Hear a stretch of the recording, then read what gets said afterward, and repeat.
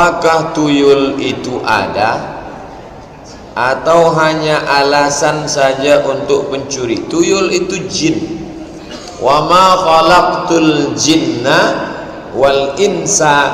Makhluk cuma ada dua, jin dengan manusia. Lalu tuyul, Nyi Roro Kidul, Nyi Blorong, hantu, suster ngesot, itu jin semua. Beda daerah, beda namanya. Kalau di Tanah Batak, Karo, begu ganjang, begu hantu, ganjang tinggi, hantu tinggi. Sundel bolong di Jawa, penjaga ratu pantai laut selatan, itu semuanya adalah jin. Beda daerah, beda. Karena makhluk cuma dua saja. Hantu, karena dia tak nampak. Itu awalnya orang menjaga durian, jatuh dengar angtu katanya, antu, tak nampak. Tuyul itu jin. Maka doanya ya doa dalam Al-Quran, doa minta perlindungan dari setan. Nama komunitasnya jin. Yang baik-baik jin muslim, yang jahat-jahat jin kafir. Jin kafir itu setan. Induk dari jin kafir itu iblis. Begitu susunan. Tuyul itu jin kafir. Kalau tuyul itu masuk Islam, Pak Ustaz, nggak usahlah kita kaji, panjang ceritanya. Keluarga saya pernah minta rumah untuk dipagari sama seorang ustadz. Kemudian dia meletakkan sesuatu di atas pintu, kemudian mengazankannya. Apakah termasuk tangkal? Mengazankan untuk mengusir setan, ada dalilnya? Mana dalilnya? Ketika azan dikumandangkan, setan lari terbirit-birit. Yusannu al-azanu li ghairi shalah. Dianjurkan azan untuk selain salat. Bagi siapa? Lil masru', orang yang kerasukan setan. Nah, kamu azan mengusir setan. Allahu akbar, Allahu akbar. Tapi meletakkan tangkal-tangkal, mesti ditengok tangkalnya. Karena Aisyah pernah memarahi perempuan yang meletakkan Musa tahtal wisadati, pisau silet di bawah bantal. Kenapa letak pisau silet di bawah bantal? Untuk mengusir jin. Marah Nabi Musa, marah. Oh, sebentar saya potong. Ananda Reza tak nampak ya. Sebentar Pak, ada Reza datang langsung ke Pak San. Saya sangka antum tak datang.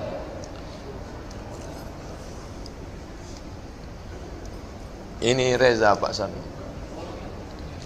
Kita lanjutkan. Perempuan jahiliyah meletakkan pisau silet di bawah bantal untuk mengusir jin. Aisyah marah. Kenapa Aisyah marah? Nabi pernah melarang. Ini jadi tengok tangkalnya itu.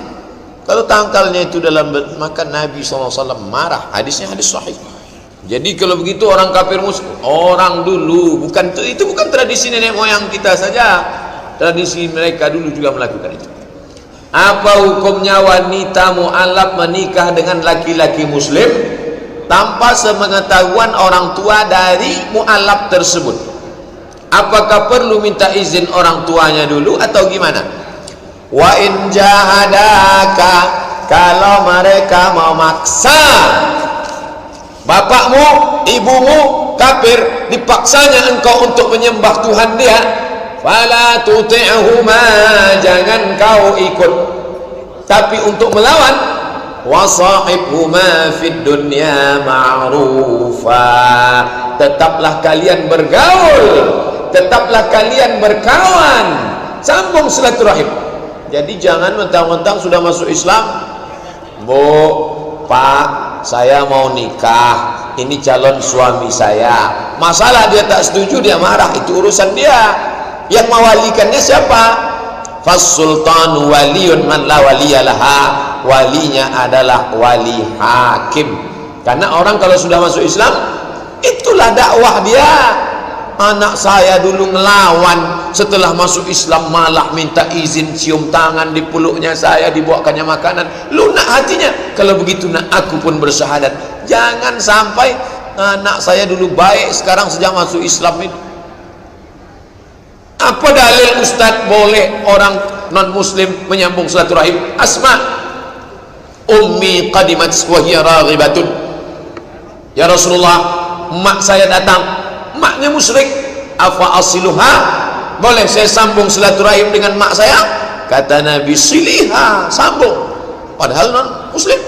Apa utiha, boleh saya beri hadiah? Iktiha, berikan. Ini dalil tidak putus hubungan baik dengan ibunda, ayahanda, tapi dia tidak ada kuasa.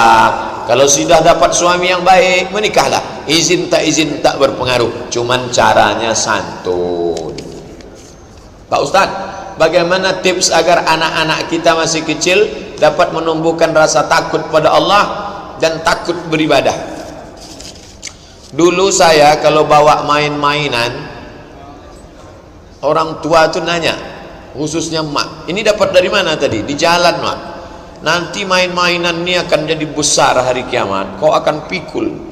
Kau cari siapa yang punya ini, balikkan balik ke tempat.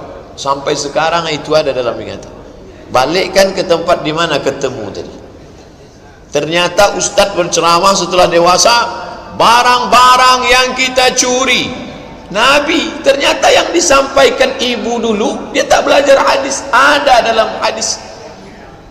Wa may yaghlul, siapa yang curang, ya'ti bima ghalla, dia akan membawa kecurangannya nanti hari kiamat. Ada ayatnya. Curang, kau jangan curang, nanti curang akan kau bawa. Tentu bahasanya ya dengan bahasa ibu-ibu. Ibu-ibu ini kan paling pandai membahasakan. Makan ya nak, makan. Tujuannya supaya dia makan, tujuannya supaya dia takut. Oh, anak saya ini suka dengan bintang Pak Ustadz, dimasakkannya telur dadar gambar bintang. Mau makan bintang, yang penting dia mau makan. Kebetulan ibunya poluan, dia ambilnya pistol, makan, kalau tak kutembak gitu. Intinya dia mau makan. Caranya biar supaya dia gimana makan, intinya takut. Kalau saya dulu begitu, mak saya. Nanti sampai sekarang kalau barang-barang takut, menanamkan takut kepada Allah. Sebelum tidur malam ngobrol, tapi bukan dongeng.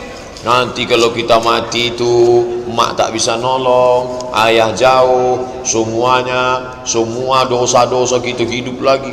Ngobrol, cerita. Tentu ceritanya jangan dikopi ceramah Ustaz Abdul Somad, tak nyambung. Bilisani qaumihi, dengan bahasa ibu, dengan bahasa bapak. Itu mana. Ustaz, ana mau tanya terkait syafaat kurban. Waktu pernah dengar bahwa hewan yang kurban dapat kembali pada kita waktu kiamat menjadi kendaraan. Kalau menjadi kendaraan, bunyi hadisnya itu begini. Innaha la ta'ti yaumal qiyamah, binatang yang kamu potong itu nanti akan datang pada hari kiamat. Bi quruniha, dengan tanduknya, wa ash'ariha, dengan bulunya, wa aslafiha, dengan kukunya. Lalu jangan katakan hadis dengan kesimpulan orang, jangan campur aduk. Yang ada dalam hadis itu disebut kambing itu akan datang pada hari kiamat, bulunya, kukunya, tanduknya, sekedar datang untuk apa? Menjadi saksi, ya Allah, hambamu ini sudah beramal, itu saja. Lalu kendaraan kita di akhirat nanti apa Pak Ustaz? Mala a'yunun ra'at, tak pernah ditengok mata, wala uzunun sami'at, tak pernah didengar telinga, wala khatara ala qalbi bashar, tak pernah terlintas di hati manusia. Tapi hadis tentang dia akan datang, ya, apa maknanya dia datang? Kalau tanduk, kuku, bulu, sampah datang, apalagi dagingnya, apalagi tulangnya, apalagi lemaknya. Fatibu biha nafsan, sucikanlah diri kamu dengan berkurban. Itu saja. Maka pahami sesuai dengan hadisnya. Apakah nazar dilaksanakan oleh Rasulullah? Ya, buka kitab Sahih Bukhari, kitab nazar, Al-aiman wan nuzur, sumpah dan nazar. Kenapa disatukan sumpah dengan nazar? Karena cara membayar kafarat penebus sumpah sama dengan nazar. Nazar disyariatkan dalam Islam. Nazar sudah ada sejak zaman sebelum Islam, dilanjutkan setelah Islam. Ketika datang sahabat, ya Rasulullah, aku bernazar ingin iktikaf, apakah aku tunaikan? Ya, wajib. Nazar merubah yang sunat menjadi wajib. Kurban sunat muakkad. Saya bernazar, kalau anak saya nanti lulus, saya akan berkurban. Berubah dia menjadi wajib. Tunaikan. Tolong penjelasan larangan potong rambut kuku bagi yang berkurban. Iza ra'aitum hilala Zulhijjah, kalau kalian menengok anak bulan, wa arada ahadukum an yudhi, kalian mau berkurban, falyumsik an sya'rihi, maka tahan, jangan potong rambut, jangan potong kumis, jangan potong jenggot, jangan potong kuku, wa azfarihi, kuku. Dari sejak tanggal 1 hari ini tanggal 1 sampai tanggal 12 September. Setelah motong, habis dia potong, urutannya potong dulu tanggal 10 pagi. Setelah potong, makan hatinya sesuap. Setelah itu baru potong kuku. Cukur rapi, terapi, rambut baru, kumis baru, jenggot baru, kuku baru, fresh, terapi yang diajarkan Nabi SAW. Tapi hukumnya sunnah. Jangan katakan siapa yang cukur rambut, siapa yang potong kumis, siapa yang potong jenggot, siapa yang potong kuku dari tanggal 1 sampai 10 maka batal. Enggak, jangan. 5 kotak itu jangan digeser. Kalau perintahnya kuat, wajib. Perintahnya tak kuat, sunat. Larangannya kuat, haram. Larangannya tak kuat, makruh. Tak disuruh, tak dilarang, mubah. Jadi kalau menyampaikan hadis, sampaikan fikihnya. Namanya fikih hadis. Kalau cuma hadis dibacakan, orang bingung. Siapa yang melihat bulan Zulhijjah, ia mau berkurban, jangan potong rambut, jangan potong kuku. Itulah pengajian kita. Kata jangan di situ haram apa makruh, wajib apa sunat? Umat bingung. Hadisnya ini, fikihnya, fikih hadis. Bagaimana memahami? Fikih itu artinya paham. Itu makna. Puasa Zulhijjah 10 hari. Pertama, ada hadisnya enggak? Ma min ayyamin, tidak ada hari. Al-amalus salihu fihinna, beramal soleh pada hari itu, ahabbu ilallah, lebih dicintai Allah. Min hadhil ayyamil ashri, tidak ada hari beramal pada hari itu lebih dicintai Allah melebihi 10 hari ini. Kapan itu? Dari sejak hari ini sampai tanggal 10 nanti. Itulah paling dicintai Allah. Lalu apa amal yang paling baik? Tidak ada dalam hadis itu. Nabi tak ada mengatakan ini tak. Tapi perbuatan Nabi, sahabat Nabi melihat Nabi puasa. Dan Nabi pula dalam hadis yang lain, as-sawmu li, puasamu untukku, wa ana ajzi bihi. Satu-satunya ibadah yang dinisbatkan Nabi kepada Allah Ta'ala, Allah menisbatkan kepada dirinya, hadis qudsi, as-sawmu li, puasamu untukku, kata Allah, wa ana ajzi bihi. Maka yang paling afdal adalah puasa. Ini Ustadz ni pandai ceramah aja nih. Ustadz puasa tak hari ini? Insya Allah kalau sampai. Puasa itu kan sunat, puasa itu sunat. Tapi bagi yang ceramah itu, jangan dia mengajak, mari kita puasa, mari kita puasa. Jumpa makan lontong.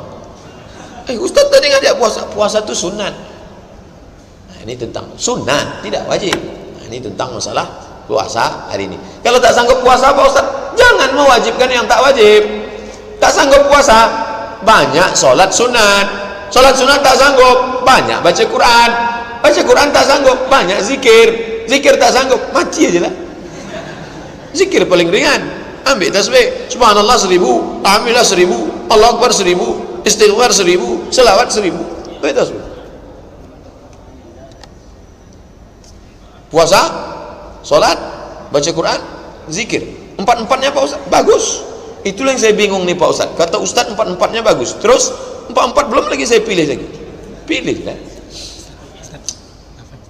Sebagai info, tak untuk pembebasan lahan itu semua sudah ada donaturnya, sudah dihandle. Tadi kita bahas ada 10 hektar adik-adik kita nih mau buat pesantren. 2 hektar dibebaskan Pak Anu, 2 hektar Pak Anu, 2 hektar ibu semalam pas perjalanan pulang, Pak Ustadz udah. Yang 4 hektar sudah bebas tadi, langsung habis 10 udah. Lalu kami Pak Ustadz mau masuk surga pakai tiket apa? Kita cari tiket-tiket yang lain. Kabar gembira, begitulah lembutnya hati Bapak Ibu. Lagi tinggal yang lain. Ini yang 10 ini akan menjadi benteng kristenisasi anak-anak, akan diselamatkan.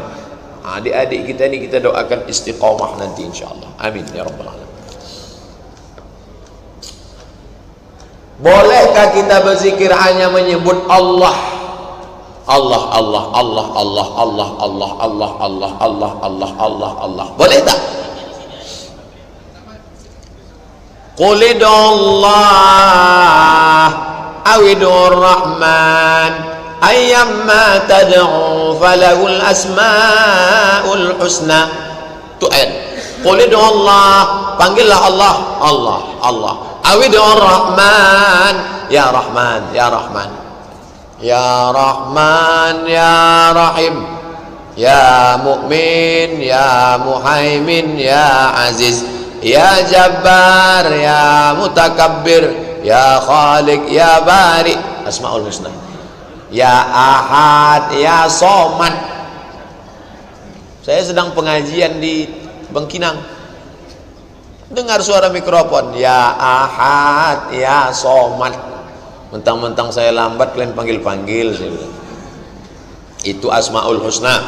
Qul Allah, panggillah Allah, ya Allah. Awidur rahman, itu ayatnya. Hadisnya, dunia ini tidak kiamat selama masih ada orang mengatakan Allah, Allah. Hadis, Allah, Allah.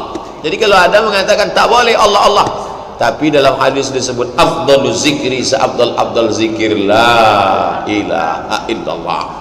Ustaz kalau berzikir la ilaha illallah, la ilaha illallah. Hadis afdalu zikri la ilaha illallah. Kalau ada orang berzikir Allah, Allah, tak sah, nggak ada dalil.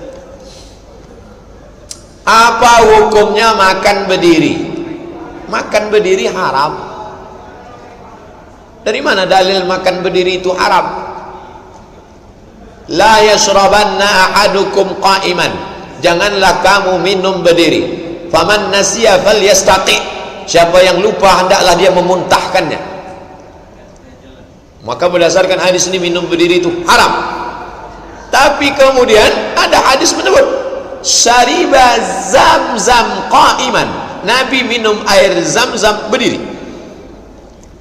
Hadis qauli mengatakan haram minum berdiri, sedangkan Nabi sendiri waktu minum air zam-zam berdiri. Dikombinasikan antara dua hadis ini, kalau Nabi mengucapkan sesuatu lalu dia lakukan sesuatu itu, maka kaedahnya dalam mukhtaliful hadis menunjukkan jatuh dari haram menjadi makruh. Tentang minum, tapi makan tidak, makan tetap pada hukum asli. Maka di rumah-rumah makan, hotel-hotel yang menyediakan makan berdiri, kalau sudah saya tengok makan berdiri, saya balik. Ini tak betul. Jangan kita ikut tradisi. Tradisi kita makan duduk bajambau, bajambar, duduk. Sekarang tak ada lagi, makan tegak. Tak ada beda antara sapi kurban dengan orang yang berkurban, sama-sama makan toga. Nah, ini mesti diperbaiki. Apa hukum kita baca ayat kursi di 4 penjuru rumah? Masuk ke rumah, Allahu la ilaha illa Allah, masuk rumah Allah, 4 sudut rumah. Mana dalilnya? Mana dalil baca ayat kursi 4 sudut rumah? Abdurrahman bin Auf, Abdurrahman bin Auf, sahabat Nabi yang paling kaya itu, kalau dia masuk rumah malam, dia baca 4 sudut rumahnya. Amal sahabat Nabi. Baca biografi Abdurrahman bin Auf dalam kitab Syiar A'lam An-Nubala, ditulis oleh Imam Az-Zahabi. Imam Yahya ibnu Ma'in, Yahya ibnu Ma'in kalau masuk rumah dia baca ayat kursi 60 kali ayat kursi. Jadi kalau pakai kaedah asal tidak dibuat Nabi bid'ah, kalau tidak dibuat Nabi bid'ah, kalau bid'ah masuk neraka. Abdurrahman bin Auf masuk neraka karena Nabi tak pernah mengajarkan baca ayat kursi di 4 sudut rumah. Yahya bin Ma'in masuk neraka karena tak pernah mengajarkan, Nabi tak pernah mengajarkan baca ayat kursi di 4 pojok rumah. Silakan yang mau membaca 4 pojok rumah, daripada 4 sound system dipasangnya di rumah, lagu dangdut semuanya.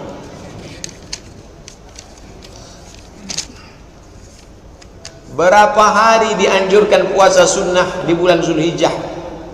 Sampai berapa dan berapa hari yang diharamkan? 10, 11, 12, 13 haram. 10 hari nahar, 11, 12, 13 tasyrik haram. Yang boleh Zulhijjah bulan haram. Minha arba'atun hurum, 4 bulan haram. Zulhijjah, Zulqa'dah, Muharram, Rajab. Dalilnya umum. Wa minal hurumi fasum, berpuasalah engkau di bulan-bulan haram. Jadi kalau ada orang mau puasa di bulan haram, bulan Zulhijjah 1 bulan, boleh, kecuali 4 hari. 10, 11, 12, 13. Di antara 30 kurang 4 berarti 26. Boleh dia puasa 26 hari? Boleh. Tapi di antara yang 26 itu yang paling afdal mana? 1 sampai 9. Di antara yang 1 sampai 9 itu yang paling afdal mana? 9. Tanggal 9 paling afdal. Apa keutamaannya? Hadis riwayat Muslim. Yukaffiru sanatal madiyata wal baqiyata, mengampunkan dosa setahun yang lalu dan setahun yang akan datang. Rawahu Muslim. Hadis riwayat Muslim. Ini tentang puasa di bulan Zulhijjah. Bolehkah melaksanakan kurban jauh dari tempat tinggal, seperti dikirim ke kampung karena masjid dekat rumah sudah? Haram mengalihkan kurban lewat jarak qasar salat. Qasar salat dalam kitab Al-Fiqhul Islami wa Adillatuh 89 km. Jadi kalau dibawa kurban dari sini ke Meranti haram. Kalau begitu haramlah kerja Dr. Mustafa Umar itu membuat jamaah beli pocer, lalu pocer dikirim ke Meranti, kambing dari 2,5 juta dari Langkat, kambing jumbo 200 kilo dibawa ke Meranti, Sokop, Sungai Tohor dan lain-lain sebagainya. Maka apa hukumnya itu? Kalau sudah terpenuhi kuota maka boleh. Itulah kenapa daging kurban dari Makkah dibawa ke Djibouti, dibawa ke Mogadishu, dibawa ke Somalia, dibawa ke Bangladesh, negeri-negeri muslim, dalam bentuk kornet. Tentunya kita sebagai orang yang beradab ngomong dengan Pak Ketua Masjid, Pak RT, Pak RW, saya tahun ini, tahun lalu kan sudah, tahun ini saya ikut program Dr. Mustafa Umar, kami bawa ke Sokop gitu. Jangan sampai kita, bapak itu sejak ngaji udah lain kajinya, sekarang kurban dia pun tak, mungkin dah ikut ISIS nampaknya itu. Jangan kita menimbulkan fitnah, sekaligus berdakwah. Penting komunikasi sebetulnya. Ini banyak rusaknya hubungan kita ini gara-gara komunikasi. Salat qabliyah zuhur 4 rakaat 1 salam atau 2 salam? Salatul laili wan nahari masna masna, 2 rakaat salam, 2 rakaat salam. Yang pakai usolli sunnataz zuhri raka'ataini qabliyatan, salam tegak lagi, usolli sunnataz zuhri raka'ataini qabliyatan. Kalau ada yang membuat 4 rakaat 1 salam tak pakai tasyahud sah, tapi yang afdal 2 rakaat. 2 rakaat. Pernah Ustaz buat 4 rakaat? Enggak. Saya 2 rakaat. Menurut beberapa ustaz, arwah orang tua kita pada malam Jumat dan bulan Ramadan mendatangi rumah kita untuk meminta doa, seperti orang minta sedekah. Betul atau tak betul? Tak ada dalil. Saya tetap membacakan Al-Fatihah nenek saya, datuk saya, pakcik saya, uwak saya. Tapi saya tak meyakini ruhnya datang malam Jumat. Nampak saya tadi malam Pak Ustaz, waktu pemadaman bergilir, datang dia membuka tudung sangai, datang dia mengambil ikan goreng. Itu jin, setan. Kalau nampak nanti malam Jumat datang bentuk Ustaz Abdul Somad, tiba-tiba duduk di ruang tamu Bapak, ceramah di situ, Assalamualaikum, itu setan itu. Bukan. Tapi jangan bilang Abdul Somad mati jadi setan.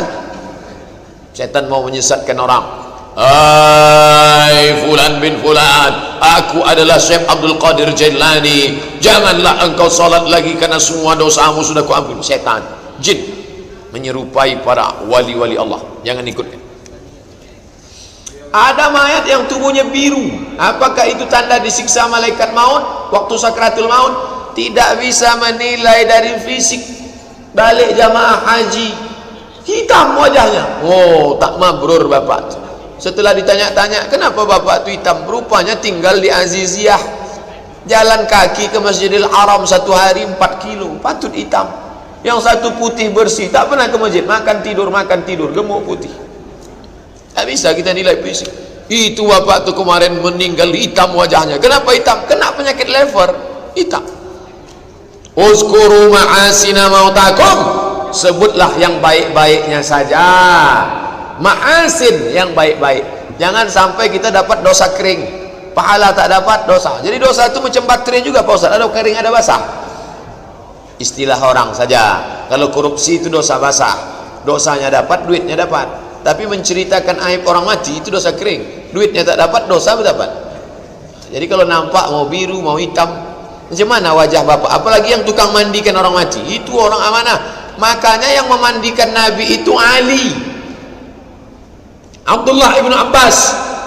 Apa kata orang Syiah? Tengok tuh, Abu Bakar sama Umar tak mementingkan jenazah Nabi, mereka sibuk ngurus politik, berebut mau jadi khalifah. Goblok, tak paham. Nabi mengajarkan yang memandikan kita itu kerabat, ahli bait. Umar dengan Utsman, Abu Bakar itu mengurus politik jenazah. Mereka udah bagi-bagi tugas. Untuk jenazah Nabi dimandikan oleh yang ada hubungan nasab. Siapa? Ali. Ayah Ali dengan ayah Nabi adik-beradik. Dia tak punya anak laki-laki, siapa mandikan? Abdullah bin Abbas. Abdullah bin Abbas saudara Nabi. Ayah Abdullah bin Abbas, ayah Ali, ayah Muhammad SAW itu adik-beradik. Maka ini keluarga. Supaya apa? Jangan diceritakannya. Ini banyak aib. Aku kemarin waktu mandikan bapak itu biru-biru badannya, nampaknya dicubit-cubit setan. Jangan diceritakan. Uzkuru ma'asina mautakum, sebutkan yang baik-baik tentang saudara.